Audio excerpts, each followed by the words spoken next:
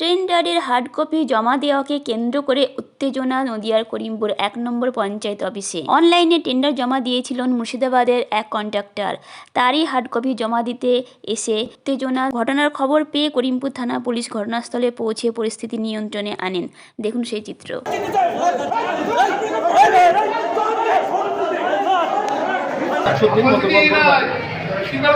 আজকে আমাদের পঞ্চায়েতে একটা ই টেন্ডারের হার্ড কপি জমা দেওয়ার দিন ছিল।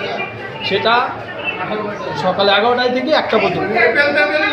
কিন্তু ই টেন্ডারে যে কোনো কন্ট্রাক্টর জমা দিতে পারে। বাইরেকার একজন কন্ট্রাক্টর জমা দিতে এসেছিল, প্রধানের ভাব থেকে এখানকার স্থানীয় কিছু কন্ট্রাক্টর মারতে ওকে বার করে দিয়েছে। কারণ আমাদের প্রধান ওর সঙ্গে অ্যাডজাস্ট হয়ে, কিছু কন্ট্রাক্টর হয়নি, অ্যাডজাস্ট হয়ে বাইরেকার কোনো কন্ট্রাক্টরকে কাজ দেবে না। এইটাই হচ্ছে আমাদের ওদের সিদ্ধান্ত।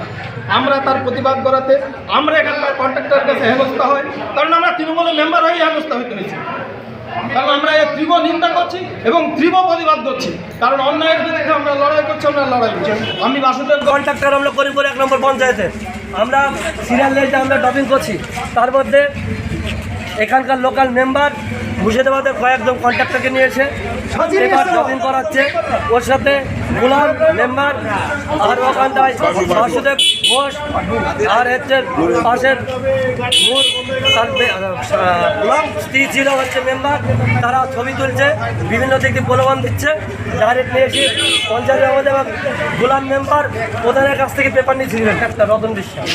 হার্ড কপি জমা দেওয়া নিয়ে গন্ডগোলটা হয়েছে। তো যখন একটা কন্ট্রাক্টর ঢুকলেন, হার্ড কপি দিলেন, আমি নিলাম।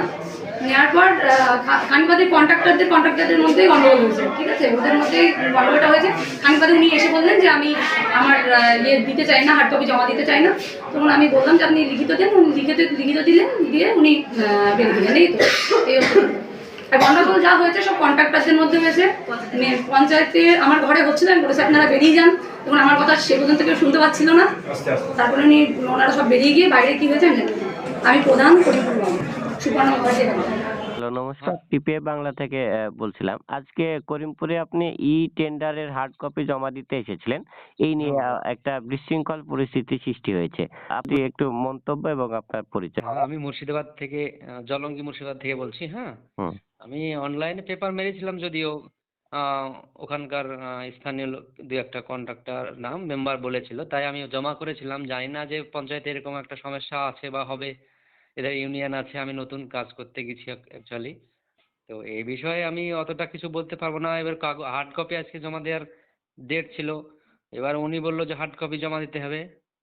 হার্ড কপি জমা দিতে গিয়ে বললো, স্থানীয় ওখানকার কন্ট্রাক্টররা বললো না, হার্ড কপি জমা দেওয়া হবে না, করিমপুরে কোনো মুর্শিদাবাদের কন্ট্রাক্টরকে ঢুকতে দেওয়া হবে না। তো বললাম, দিয়ে আমাকে একটা হয়তো এমনি হেনস্থা করলো, একটা ধাক্কা মেরে বললো তার হার্ড কপি তোকে তুলতে হবে।